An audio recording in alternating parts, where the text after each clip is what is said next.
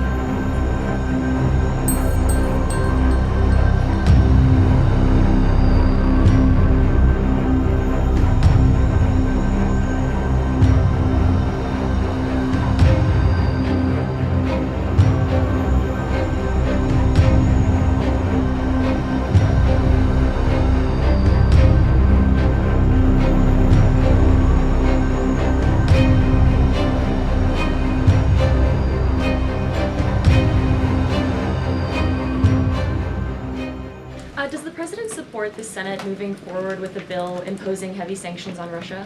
Look, the president has spoken about his position on sanctions on Russia. He has smartly kept this as a tool in his toolbox if necessary. But I think the Senate and everyone on Capitol Hill respects the president is the commander-in-chief for a reason.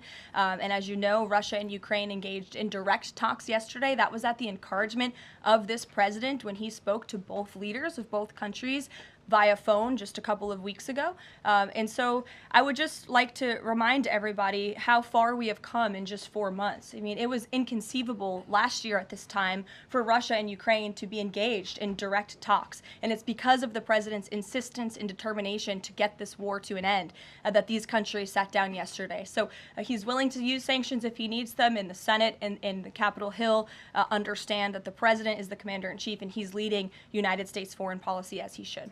It's been a couple of days since Ukraine made that audacious drone strike on Russian airfields. The president hasn't said a word about it, and usually he's not shy about making his thoughts known on the war, or it's not bad, on the war or any other subject. What have you heard from him on this audacious drone strike? Is he surprised? He said that Zelensky didn't have the cards when they met in the Oval Office a few months back. Does Zelensky possibly have some cards that the president hadn't known about? Look, the president's thinking on the Russia-Ukraine war as it stands, I spoke to him about it just this morning, is he remains positive at the progress that we've seen. Again, he urged both leaders to sit down and talk directly with one another, and they did that. Russia handed over a memorandum of peace, or a peace plan, or a suggestion of one, I understand, to the Ukrainian side. They also agreed upon the exchange of prisoners or hostages from each other's countries. So he remains positive about the progress that we're seeing, but he also is a realist, and he realizes these are two countries that are at war and have been for a long time because of his predecessor's weakness and incompetence. So he's working hard to solve this conflict, and that's where his mind is right now on it. Jonathan, go ahead. Thank you. Same topic, just to put a finer point on it. Does President Trump approve of Ukraine's decision to strike nuclear-capable bombers in Russia? I would like to let the president speak on that himself. And just to follow up, Has the I president... would just add to that. The president does not want to see this war prolonged. He wants the fighting to stop. He wants people to stop dying, and he wants this to be solved at the negotiating table. The reason he is so deeply involved and has spent so much time and effort on this war is because he hates to see people dying. Again, these are not Americans that are being killed. These are Russians and these are Ukrainians. This is a war very far away. But this president truly cares about peace, and that's what he wants to see.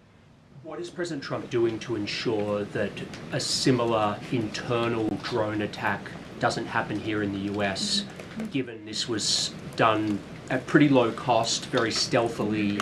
You know, it obviously raises questions about our own security, particularly for US aircraft here. It absolutely does, and that's why the president nominated Secretary Hegseth and has approved some of the changes that have been made at the Pentagon to ensure that we have the most lethal fighting force in the world, and that the United States military is the best, the biggest. That's why he wants the One Big Beautiful Bill to be passed, because it increases our defense spending. It's why he also launched the announcement of the Golden Dome to prevent from missile strikes and attacks in the future, and the president has a full understanding, I can tell you because I've spoken to him about it, about the future of warfare and how drones are a big part of that. And I will not get ahead of our policy team, but I think you can expect to see some executive action on that front in the very near future. Caitlin. Two questions for you as well. On the Big Beautiful Bill, you said recently that it is, quote, blatantly wrong to say that it adds to the deficit.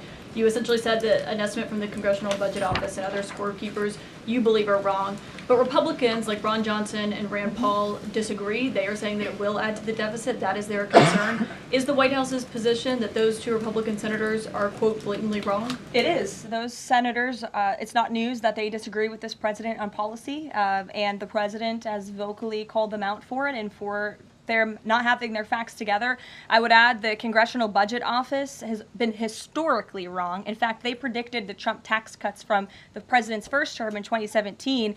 Their prediction was wrong by $500 billion. Those tax cuts had nearly $500 billion more of revenue than the Congressional Budget Office scored. And I would also point out, I don't think many people know this, there hasn't been a single staffer in the entire Congressional Budget Office that has contributed to a Republican since the year 2000. But guess what? There have been many staffers within the Congressional Budget Office who have contributed to Democrat candidates and politicians every single cycle since. So unfortunately, this is an institution in our country that has become partisan and political, and we are very confident in our own economic analyses of this bill.